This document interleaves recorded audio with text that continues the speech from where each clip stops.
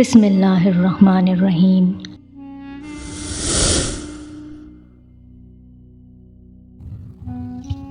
یہ وہ زمانہ تھا جب عرب قوم میں قوم سمود کا ڈنکا بجتا تھا۔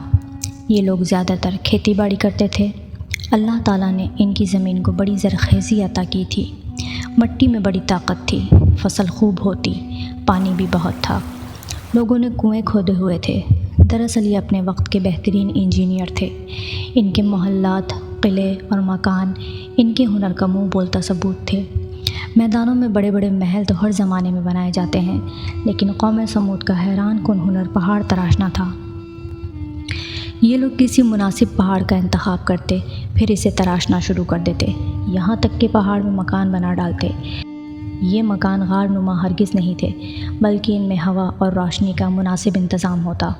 پہاڑ میں تعمیر ہونے کی وجہ سے یہ بہت مضبوط ہوتے تھے۔ انہی خوبیوں کی وجہ سے پورے علاقے میں ان جتنا خوشحال اور طاقتور ملک کسی کا نہیں تھا، اور یہ خوشحالی اور طاقت ہی کا گھمنڈ تھا جس نے انہیں مغرور اور ظالم بنا دیا تھا۔ ارد گرد کی بستیوں پر ظلم کرنا ان کے لیے ایک کھیل کا درجہ رکھتا تھا۔ خدا کی بخشی ہوئی نعمتوں کی وجہ سے سمود کے لوگ عیش کی زندگی بسر کر رہے تھے اور اپنے نبی اور رسول حضرت ہود علیہ السلام کی تعلیمات کو بھلا چکے تھے۔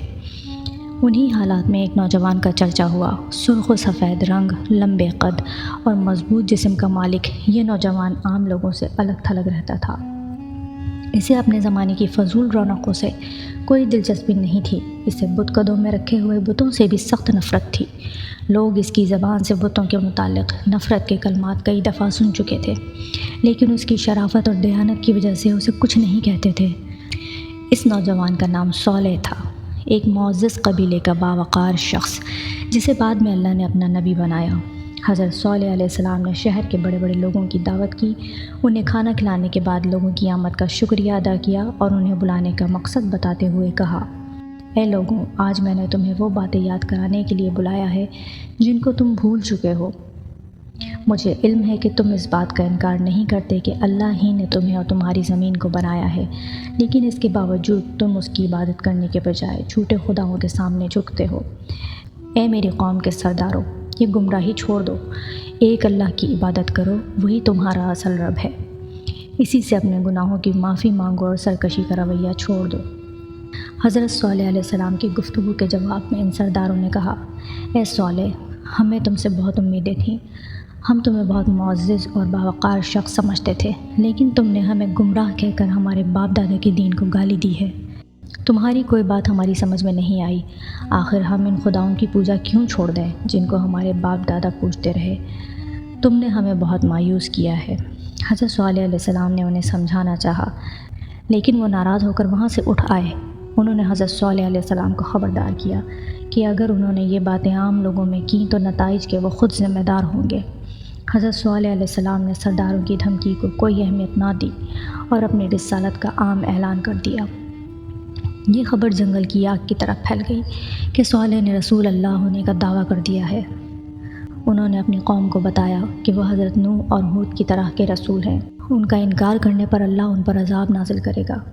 مگر طاقت کے غرور میں پڑے ہوئے سرداروں اور مذہبی لیڈروں نے لوگوں کو یہ کہہ کر تسلی دی کہ اگر وہ اللہ کی نافرمانی کر رہے ہوتے اور گناہ کی زندگی بسر کر رہے ہوتے تو اللہ انہیں پورے عرب میں اتنی عزت نہ دیتا، ان کی زمینوں کو اتنا سرسبز نہ بناتا، اور ان کے محل اور پہاڑوں میں تراشے ہوئے مکان اتنے عمدہ نہ ہوتے۔ بت خانوں کے مالک یعنی کاہن کہتے، اے لوگو، خود سوچو، جو ہاتھ گناہ گار ہوں ان ہاتھوں میں اللہ یہ ہنر کیوں پیدا کرے گا جن کی وجہ سے وہ پوری دنیا میں معزز بن جائیں۔ کچھ جھوٹے دانشور دور کی کوڑی لائے اور کہنے لگے، دراصل اس کا علیحدہ اور تنہا رہنے سے نعوذ باللہ ذہنی توازن بگڑ گیا ہے، اس لیے یہ اپنے باپ دادوں کو گمراہ قرار دے کر ایسی بہکی بہکی باتیں کر رہا ہے۔ کچھ زیادہ ہمدردی جتاتے تو کہتے، بیچارے صالح پر کسی بدروح کا سایہ پڑ گیا ہے۔ بعض تو یہ بھی کہنے سے باز نہ آتے کہ صالح جادوگر ہو گیا ہے۔ کچھ سردار کہتے، ہمیں یقین ہے کہ صالح نے یہ سارا چکر اس لیے چلایا ہے کہ وہ لوگوں کو بیوقوف بنا کر ان کا سردار بن جائے، یہ بہت چالاک شخص ہے۔ لیکن حضرت صالح علیہ السلام نے سرداروں اور بت قدوں کے کاہنوں کی باتوں کی کوئی پرواہ نہ کی اور اپنی تبلیغ جاری رکھی۔ آپ کی کوششوں سے کچھ لوگوں نے ایمان قبول کر لیا اور آپ کے رسول ہونے کا اقرار کر کے شرک اور بری باتوں سے باز آ گئے۔ ان میں اکثر ایسے تھے جو غریب اور عام لوگ تھے۔ قوم کے سرداروں نے ان ایمان لانے والوں کو بیوقوف قرار دیا اور حضرت صالح علیہ السلام کا خوب مذاق اڑایا۔ کئی برسوں کی تبلیغ کے بعد سمودی قوم آپ سے تنگ آ گئی۔ وہ آپ کو اپنے طاقتور قبیلے کا معزز شخص ہونے کی وجہ سے کوئی نقصان بھی نہیں پہنچا سکتے تھے۔ ان دنوں قبیلے کے کسی فرد کے قتل ہو جانے پر جنگ کا لمبا سلسلہ شروع ہو جاتا تھا۔ چنانچہ قوم کے سرداروں نے بت قدوں کے کاہنوں سے مل کر ایک وفد بنایا۔ یہ لوگ حضرت صالح علیہ السلام کے پاس گئے اور کہا، اے صالح، ہم تمہاری باتوں سے سخت تنگ آ گئے ہیں۔ تمہاری عذاب کی دھمکیوں نے ہمارا جینا مشکل کر دیا ہے۔ ہماری خوشحال اور رنگین زندگی کو تم نے کباب میں ہڈی بن کر تباہ کر دیا ہے۔ اس موقع پر ہم تم سے صاف صاف باتیں کرنا چاہتے ہیں، وہ یہ کہ تم کوئی معجزہ دکھاؤ۔ اگر تم نے ایسا کر دیا تو ہم تم پر ایمان لے آئیں گے۔ تب ایک دن حضرت صالح علیہ السلام نے اللہ کے حکم پر ایک اونٹنی کی طرف اشارہ کرتے ہوئے کہا، یہ اونٹنی اللہ کی نشانی ہے، یہ تمہارے مطالبے پر بھیجی گئی ہے، اس لیے ایک دن یہ پانی پیے گی اور دوسرے دن تم۔ اگر اس اونٹنی کی باری کے دن تم نے کنویں سے پانی حاصل کرنے کی کوشش کی یا اس اونٹنی کو نقصان پہنچایا تو تم پر اللہ کا عذاب آ جائے گا۔ قوم کے سردار بہت ڈرے۔ وہ کچھ عرصہ تو حضرت صالح علیہ السلام کے کہنے کے مطابق اس پابندی پر عمل کرتے رہے، لیکن جلد ہی ان کا صبر ختم ہو گیا۔ انہیں اپنا یوں پابند ہونا ایک آنکھ نہ بھایا۔ وہ اونٹنی کو اپنی چراگاہوں میں چرتا دیکھتے تو سخت غصہ کھاتے۔ آخر دو مالدار اور امیر عورتوں نے دو آدمیوں کو تیار کیا، انہیں اپنی دولت کا لالچ دیا اور ان سے کہا کہ وہ اللہ کی نشانی اس اونٹنی کو ہلاک کر دیں۔ یہ دو آدمی اچھی طرح جانتے تھے کہ وہ ایک بہت ہی خوفناک کام کرنے کا ارادہ کر رہے ہیں۔ وہ پہلے تو خوفزدہ ہوئے، مگر رقم کے لالچ اور دوسرے لوگوں کے کہنے پر تیار ہو گئے۔ ان آدمیوں نے منصوبہ بنایا کہ وہ اونٹنی کو اس دن ہلاک کریں گے جب اس کے پانی پینے کا دن ہوگا۔ چنانچہ اگلے ہی دن وہ کنویں کے پاس جا کر چھپ گئے۔ ان کا پروگرام یہ تھا کہ جیسے ہی اونٹنی کنویں کے قریب آئے گی وہ اس پر حملہ کر کے اسے مار دیں گے۔ انہیں زیادہ انتظار نہ کرنا پڑا۔ اونٹنی لمبے لمبے ڈگ بھرتی کنویں کے قریب آئی۔ دونوں ظالم چپکے سے کنویں کی اوٹ سے نکلے اور اونٹنی پر حملہ آور ہو گئے۔ ایک نے تلوار کا وار کر کے اس کی پونچھیں کاٹ دیں اور دوسرے نے آگے بڑھ کر اس کی گردن پر نیزہ مارا۔ اونٹنی بیچاری زمین پر گر پڑی۔ بے قصور اونٹنی کو زمین پر تڑپتا دیکھ کر دوسرے لوگ بھی پہنچ گئے۔ یہ لوگ چھپ کر یہ سارا منظر دیکھ رہے تھے۔ انہوں نے جب دیکھا کہ اونٹنی پر حملہ کرنے والوں کو کچھ نہیں ہوا تو ان کا بھی حوصلہ بڑھا۔ وہ بھی اپنا غصہ اتارنے پہنچ گئے۔ اب وہ سب مل کر اونٹنی کو مار رہے تھے۔ اونٹنی کو مارنے والوں کو رشوت دینے والی عورتیں بھی یہ منظر دیکھ رہی تھیں۔ ان سب نے خوشی کے نعرے لگائے اور حضرت صالح علیہ السلام کا مذاق اڑایا۔ وہ کہہ رہے تھے کہ اے صالح، ہم نے اللہ کی نشانی اونٹنی کو قتل کر دیا ہے اور ہمیں کچھ نہیں ہوا۔ یہ بیوقوف لوگ نہیں جانتے تھے کہ انہوں نے اللہ کی دی ہوئی مہلت کو اپنے ہاتھوں سے ختم کر لیا ہے۔ حضرت صالح علیہ السلام تک جب یہ خبر پہنچی تو آپ کی آنکھوں میں آنسو آ گئے۔ آپ نے فرمایا کہ اب قوم سمود کی مہلت ختم ہو گئی ہے۔ ان لوگوں پر 24 گھنٹوں کے دوران ایسا عذاب آئے گا کہ ان کی بستیاں عبرت کا نشان بن جائیں گی۔ حضرت صالح علیہ السلام کی یہ بات جب اونٹنی کے قاتلوں تک پہنچی تو وہ بہت خوفزدہ ہوئے، لیکن معافی مانگنے کے بجائے انہوں نے حضرت صالح علیہ السلام کو شہید کرنے کا منصوبہ بنا لیا۔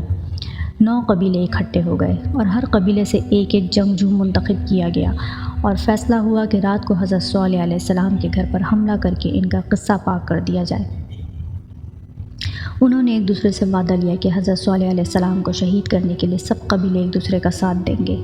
یوں حضرت صالح علیہ السلام کا قبیلہ باقی قبیلوں سے بدلہ لینے کی جرات نہیں کر سکے گا اور ڈر کر خاموش ہو جائے گا۔ لیکن اللہ تعالیٰ نے اپنے قانون کے مطابق ان کافروں کو اپنے منصوبے پر عمل کرنے کی مہلت ہی نہ دی۔ اللہ تعالیٰ کا قانون ہے کہ اس کے رسولوں کو ان کی قوم یوں شہید نہیں کر سکتی۔ اگر قوم اس کی کوشش بھی کرتی ہے تو اس پر عذاب آ جاتا ہے۔ چنانچہ حضرت صالح علیہ السلام کو اللہ نے حکم دیا اور وہ اپنے ماننے والوں کو ساتھ لے کر راتوں رات وہاں سے نکل گئے۔ اسی رات وادی میں ایک خوفناک طوفان آیا۔ بگولے کی شکل کے اس طوفان کی گرج انتہائی دہشت ناک تھی۔ اس نے اہل سمود کو تنکوں کی طرح بکھیر کر رکھ دیا۔ مضبوط محلوں اور قلعہ نما مکانوں میں رہنے والے یہ بدقسمت لوگ اب اللہ کی پکڑ میں تھے۔ صبح ہوئی تو ان کی بستی عبرت کا نمونہ بن چکی تھی۔ ایک بھی کافر زندہ نہیں بچا تھا۔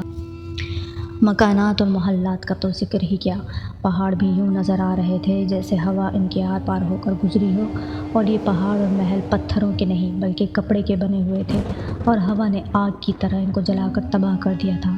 حضرت صالح علیہ السلام ایمان لانے والوں کے ساتھ فلسطین کے علاقے رملہ کے قریب آ کر آباد ہو گئے اور باقی زندگی وہیں گزاری۔